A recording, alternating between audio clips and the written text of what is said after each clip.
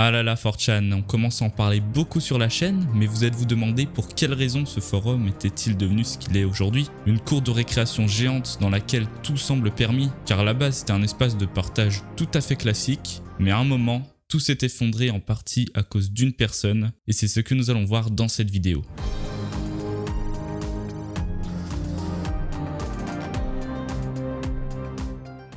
Juste avant que Playdown commence, je tenais à rappeler que j'ai un shop de tutos concernant le montage. Donc si t'es débutant et que ça t'intéresse de faire des animations de texte, des backgrounds animés, des transitions d'images et des shockwaves, et bien plus dans le futur, n'hésite pas à regarder en description, il y a toutes les informations disponibles. Au passage, n'hésite pas à mettre un petit pouce bleu et un commentaire qui fait plaisir. Sur ce, bonne vidéo!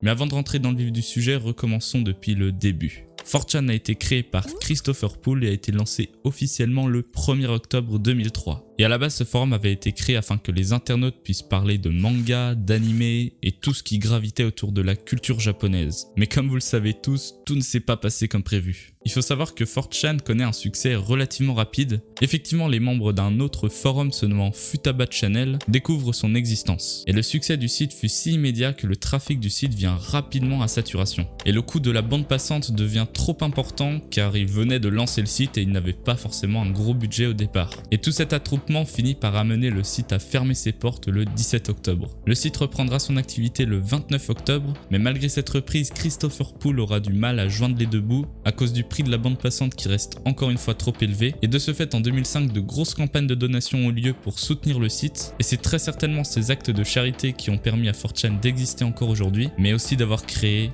un monstre. Donc pour les personnes qui ne seraient pas forcément familières avec 4chan, il me semble important de vous décrire comment s'organise le site. Donc dès que l'on arrive sur le site, ça fait très archaïque comme présentation, je suis totalement d'accord. On peut y retrouver 3 catégories. La première, c'est celle des image boards, avec toutes les sous-catégories comme celle de la culture japonaise, des jeux vidéo, adultes. On va s'arrêter là. Ensuite, la deuxième catégorie, c'est celle des threads populaires. Et enfin, les stats du site. Mais la catégorie qui reste la plus populaire du site, c'est celle des image boards. Effectivement, d'après Moot, qui est le pseudo du créateur du site, entre 150 000 et 200 000 messages y sont postés quotidiennement. Mais la particularité de cette catégorie, c'est qu'elle ne comporte que 10 pages avec 15 threads par page. Et lorsqu'un thread est posté, l'ancien baisse d'un cran jusqu'à atteindre la 10e page pour enfin disparaître. La durée de vie d'un thread peut aller de quelques minutes à plusieurs heures, ça dépend de sa popularité. Donc 4chan, ça reste quand même un monde à part. Il y a des messages choquants, violents, un langage spécifique. Donc en tant que nouvel arrivant sur la plateforme, on peut être ce que l'on appelle un lurker, ce qui signifie rôdeur. En gros, t'es un consommateur passif qui regarde les threads sans y participer, le temps d'assimiler toute la culture et comprendre le fonctionnement du site. Ce qui fait la particularité de 4chan et la raison pour laquelle le forum est comme ça aujourd'hui, c'est bien l'anonymat. Effectivement, on peut se sentir tout de suite plus libre et invincible lorsque l'on envoie des messages définis uniquement par un pseudo anonyme. D'ailleurs, des médias et quelques sites internet ont critiqué négativement 4chan et l'ont défini comme le trou du cul d'internet par rapport à la réputation qu'il entretient. Et figurez-vous que l'anonymat va jouer un très grand rôle car c'est ici qu'est né le célèbre groupe de hackers, les Anonymous. Certes, l'anonymat a favorisé la dérive de 4chan, mais ce n'est évidemment pas la seule raison. Des anciens modérateurs estiment qu'un administrateur nommé RapeApe, étant partisan d'extrême droite, a énormément favorisé cette transformation. Effectivement, il autorisait les internautes à parler de sujets politiques dérivant à l'extrême, et de nombreuses mascottes très connues sont nées comme Pépé la grenouille, dont j'ai déjà pu parler dans cette vidéo. Et tout ça se déroule sur la catégorie Politically Incorrect, plus communément appelée /pol, et c'est d'ailleurs la catégorie la plus sombre en termes de racisme et de violence de la plateforme. Mais il faut savoir que ça n'a pas toujours été le cas. Cette sous-catégorie a été créée en 2011, et au tout début, tous les modérateurs supprimaient les messages abusifs, mais depuis ça a radicalement changé. RapeApe étant le manager des janitors, et il reste très mystérieux. Alors les janitors, ce sont des modérateurs, mais il faut bien comprendre que hiérarchiquement, ce sont les personnes qui ont le moins de pouvoir dans le staff. Et pour info, janitor ça veut dire concierge en anglais, voilà, petite info, c'est gratuit. Bref, RapeApe était tellement mystérieux que même les janitors en général n'avaient aucune information sur lui. En 2015, Christopher Poole, le créateur du site, décide de vendre 4chan à Hiroyuki Nishimura, qui est un homme d'affaires japonais. Et cet homme, d'après les janitors, déléguait quasiment toute la modération à RapeApe. Donc je pense que l'on peut comprendre peu à peu comment 4chan a pu dériver à ce point.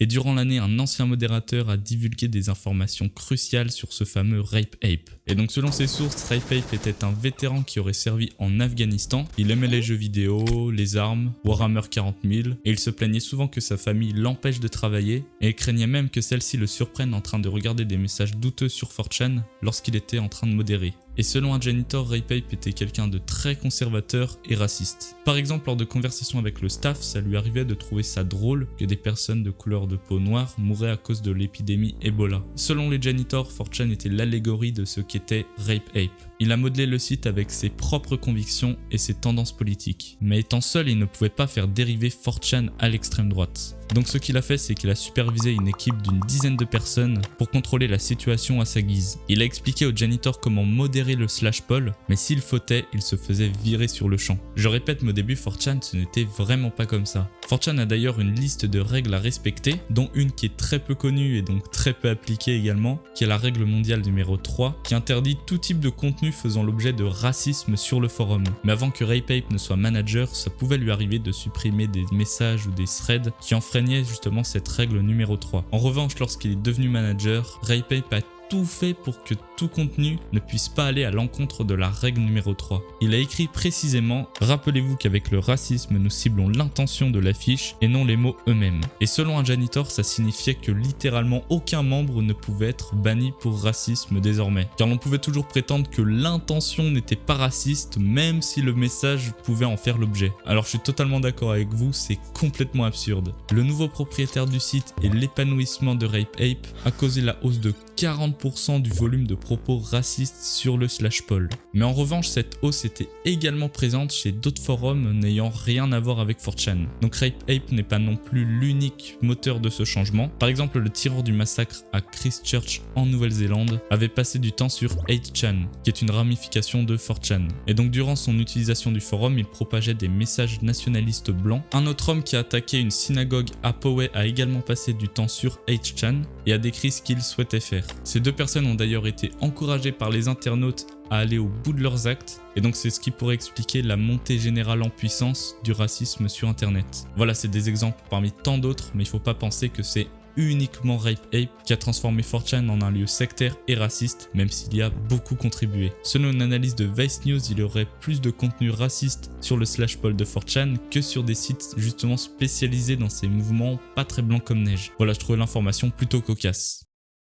Rape Ape en veut toujours plus. Il veut pousser 4chan dans ses retranchements, dans le sectarisme et dans le racisme. Un ancien janitor a exprimé le fait qu'il souhaitait que 4chan tout entier ressemble au /poll. Plus le temps passe et plus 4chan renvoie l'image de la catégorie politically incorrect. Les zones les plus calmes du site sont désormais invisibles aux yeux du monde, d'autant plus que les internautes de ces catégories se disant plus saines devaient d'une manière ou d'une autre quitter la plateforme de par la tournure qu'elle a prise. Des raids sont désormais organisés par les internautes pour aller inonder d'autres forums n'ayant tout simplement rien à voir avec 4chan. Le but était de déballer un torrent d'insultes et instaurer de force leur politique d'extrême droite. Une professeure se nommant Cynthia Miller Idris qualifie ce mouvement de contenu de passerelle, et en gros c'est un phénomène psychologique qui dit que plus longtemps on est exposé à ce genre de propos, plus il y a de chances que l'on soit déshumanisé et ainsi converti à leur politique. Alors je sais pas si les 4chaners ont pensé à ça lors de leur raid, mais en tout cas c'était malheureusement un point positif pour faire grandir leur mouvement. Mais Rape Ape dans tout ça, que faisait-il? Et bien sans surprise, lui il favorisait ses raids, c'est-à-dire qu'il laissait volontairement les internautes planifier leur raid, mais avec le temps, l'ampleur qu'avait pris le /poll au cours du temps commençait à baisser. Mais durant mai 2020, la sous-catégorie politically incorrect reprend de la vigueur, et le nombre de publications égalait celui de l'année 2016 durant les élections présidentielles. Cette croissance constante a potentiellement eu lieu par effet boule de neige. Les anciens internautes ayant entendu de nouveau parler de 4chan s'y sont reconnectés pour y foutre la pagaille.